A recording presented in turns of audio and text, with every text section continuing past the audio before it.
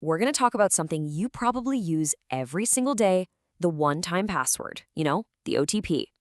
It's that little code that acts as the gatekeeper to your bank, your email, pretty much your whole digital life. But have you ever stopped to wonder how secure it really is?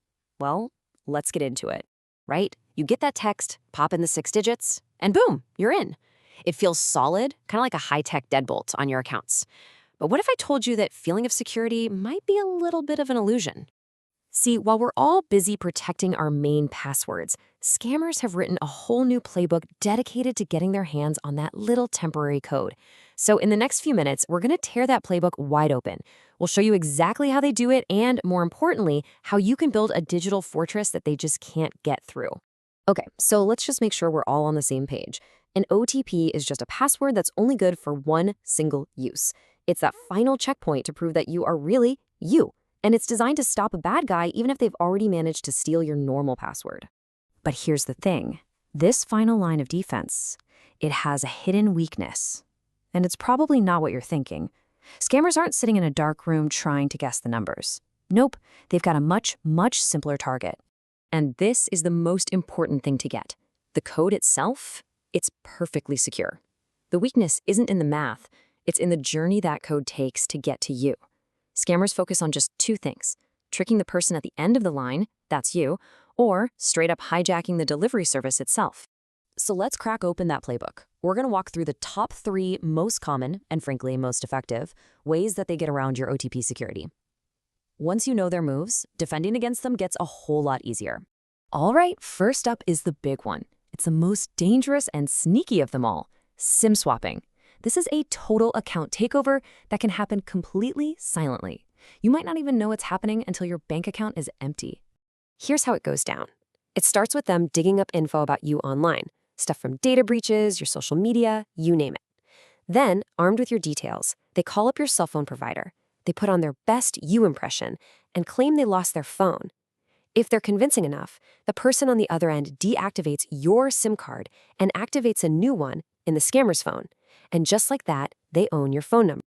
And the fallout is, well, it's devastating. Your phone suddenly goes dead, and the scammer starts getting all your texts, all your calls, and yep, all your OTPs. They can reset passwords for your bank, your crypto accounts, everything. We're talking about people losing their life savings in a matter of minutes. It's that serious. Okay, let's move on to technique number 2. This one is less about high-tech hacking and more about hacking the human mind. It's called social engineering, and it's basically the art of manipulation, creating a sense of panic to get you to act before you have a chance to think. So picture this. Your phone rings, it's your bank, and they sound super professional. They tell you there's been fraud on your account, and they might even have some of your personal details to sound legit. They build this intense feeling of urgency, of panic. And then comes the punchline. To secure your account, I've just sent you a code. Can you please read it back to me? The second you give them that code, it's game over. They're using it to log in and drain your money. The third big technique is all about setting digital traps. Phishing and malware are designed to do one of two things: fool you into handing over your info on a fake website, or just steal it right off your phone without you ever knowing. This could be a text message, they call it smishing, with a link that takes you to a pixel-perfect copy of your bank's website. You log in, you enter the OTP, but you're not logging into your bank. You're just handing your credentials directly to the scammer. Or maybe it's a malicious app you downloaded that's just sitting in the background, quietly reading all your texts and forwarding every single OTP to a criminal. Okay, that was the doom and gloom part. I know it sounds scary. But now comes the empowering part. Because once you know their playbook, you can build a defense. So let's talk about the practical, real-world steps you can take right now to build that fortress. Honestly, the single biggest security upgrade you can make is to ditch SMS for OTPs whenever possible. Think about it. SMS codes are sent over the phone network, which means they can be hijacked by a SIM swap. But authenticator apps, they generate the code right there on your device, completely offline. The code never travels anywhere, which makes it totally immune to SIM swapping.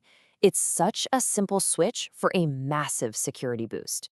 Now, to specifically stop SIM swapping, here's your checklist.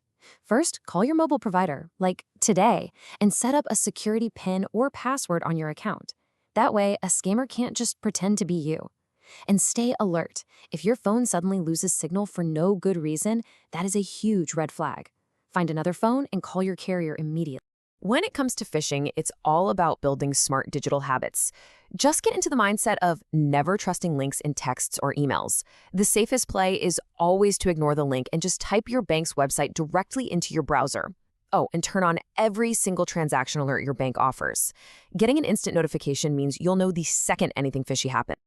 But what if the worst happens? What if you click a link or give out a code and you get that sinking feeling in your stomach? The absolute enemy in that moment is panic. You need to have a clear, immediate plan of action ready to go. The second you think something's wrong, you have to act. Don't wait. Call the official fraud number on the back of your card, not a number from some text, and tell them to freeze everything.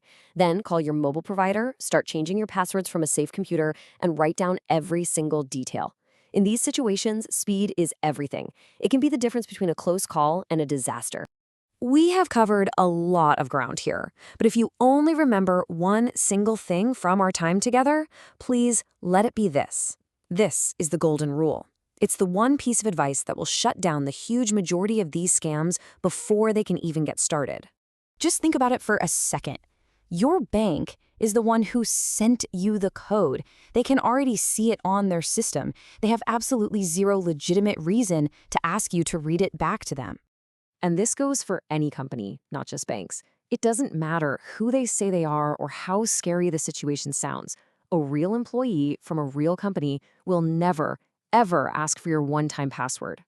Which brings us to the simplest and most powerful defense you have. The second you hear someone ask you for your OTP, you know with 100% certainty that it's a scam. You don't need to argue. You don't need to engage them. Just hang up. So there you have it. You've seen inside the scammer's playbook. You know their moves, you know their tricks, and now you know how to defend against them. That digital gate is yours to protect. The only question is, are you ready to defend it?